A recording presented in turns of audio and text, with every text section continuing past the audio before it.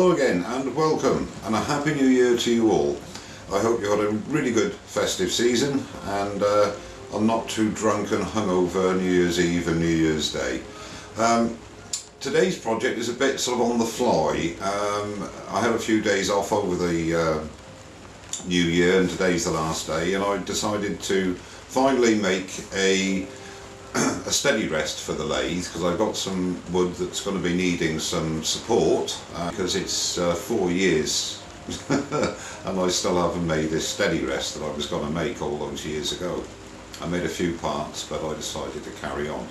So I was inspired by a very detailed and in-depth video by Stephen Ogle, and I'll put a link down below to Stephen Ogle's channel and the actual video, which explains in detail his method.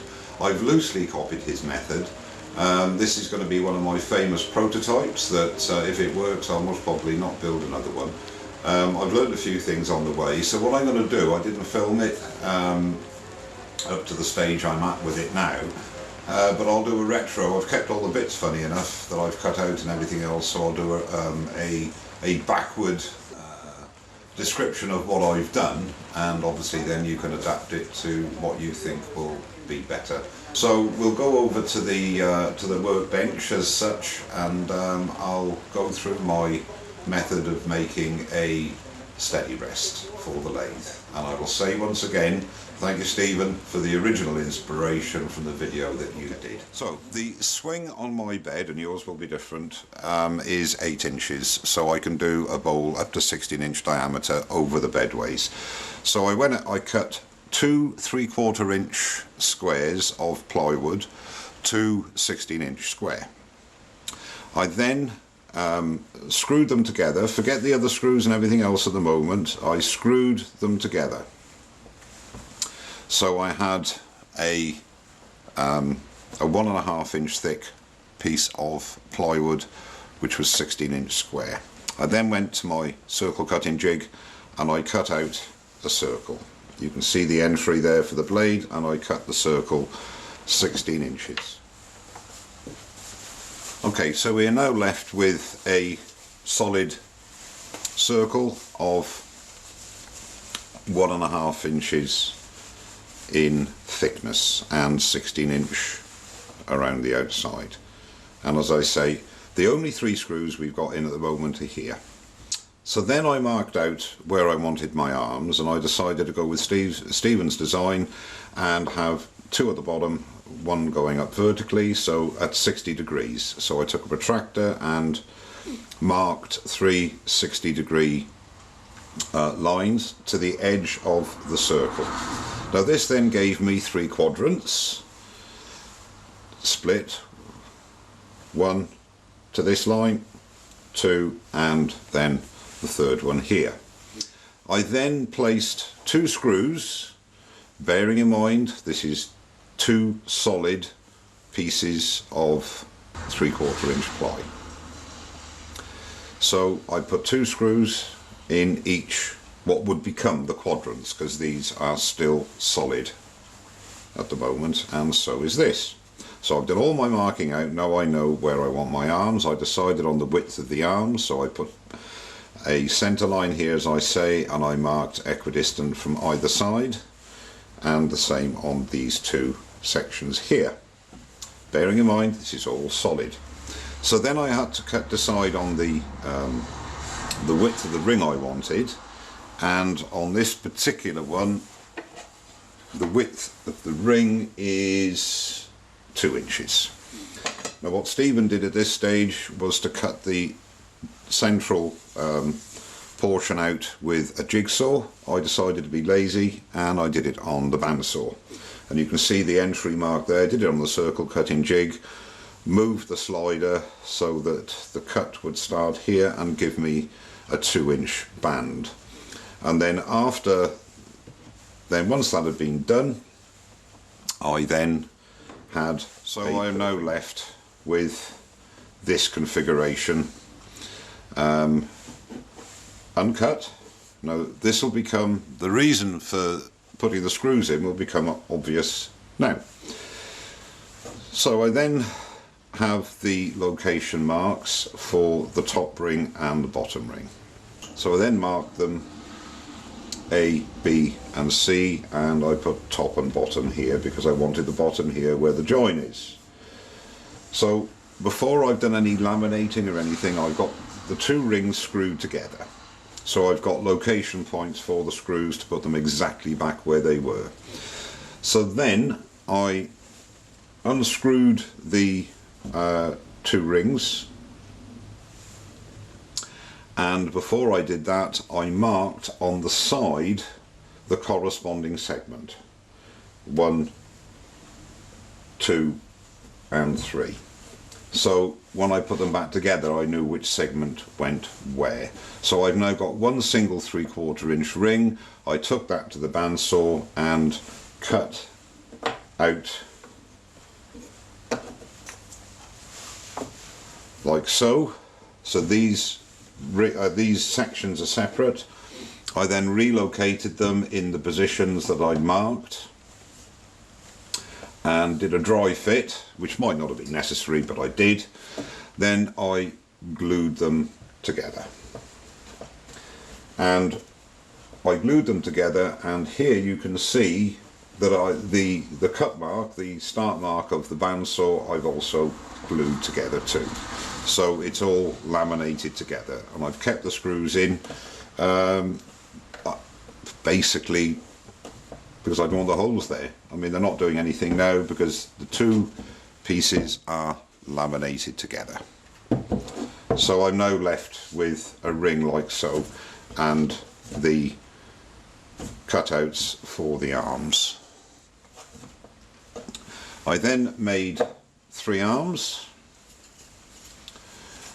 like so, and what I've done here is inserted M6 threaded inserts into the holes at the centre, and that will then carry the bolt that these will slide along.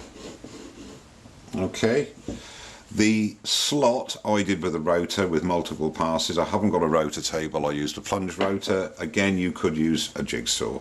It's only to give a channel for the legs to move up and down so that you can locate them onto your piece.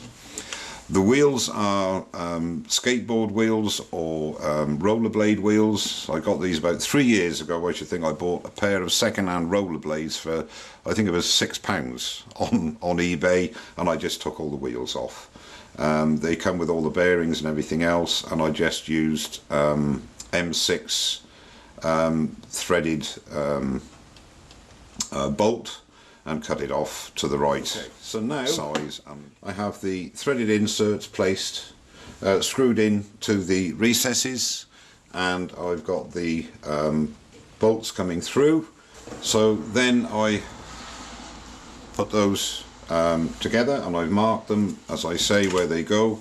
So they slot over the bolts, and then merely a case of a washer on each one,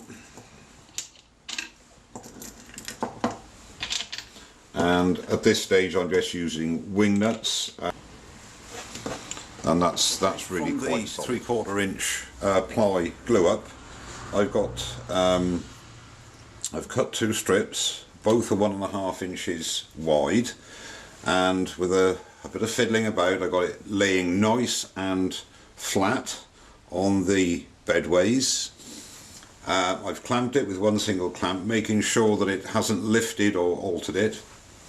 And what I'm going to do, I'm not going to glue this, I'm going to screw. Reason being is I might want to change the method that I use to clamp it down at a later date. So at this stage, because I'm going into the side of the laminate, I've drilled a hole through to about here, and then the screws will go in there, and I'm going to put one here, and the same on the other side, obviously making sure that they don't foul each other when they go through. And this way then it means that if I want to make any alterations, I can.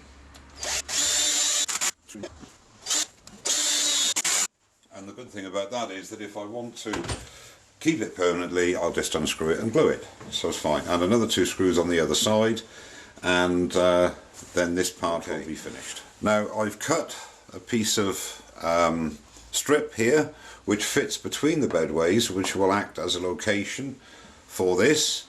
I've drilled 2 small pilot holes in there and some inch screws just to feed that underneath and to tack it so that when I glue it, it will be in the right position. It's done now, so that now will locate in there, and it is perfectly square to the headstock. So all I've done is put a couple of screws in there while I was actually lining it all up, and now I'll take it away and glue it up and put some screws in again just to hold it while the glue sets. Okay, now for fixing it underneath the bed, when I started this about 3 years ago, I made these to go along the bedway, because where the strengthening bars are along the bedway here, obviously there's more room here but not there, so I thought, right, okay, which is a similar idea to the cam locks that we've got, and I'll have one this side coming out through the middle and one through that side, and then I'll have a lever on the top too. Luckily they're long enough to go through this configuration. So what I'm going to do is to drill a hole this side, a hole that side, put those up, and they'll be central. The only downside to this is using this method is that I have to take the tailstock off and the banjo to slide this along the bedways, but I mean, it's not something I'm going to use every day, so that's really not a problem. But at least that way then I've got it nice and secure. That's the idea anyway. So when I've drilled the holes and I've installed these homemade cam locks, if you like, I'll come back. What I've decided to do is, as you can see here, I've cut down both sides of those circles that were there, the circular blocks. Too much problem getting in the bedways, so a design change, if you like. Now that fits nicely and easily when you've got them lined up into the bedways. I've got these locking levers here, and then all you do is get the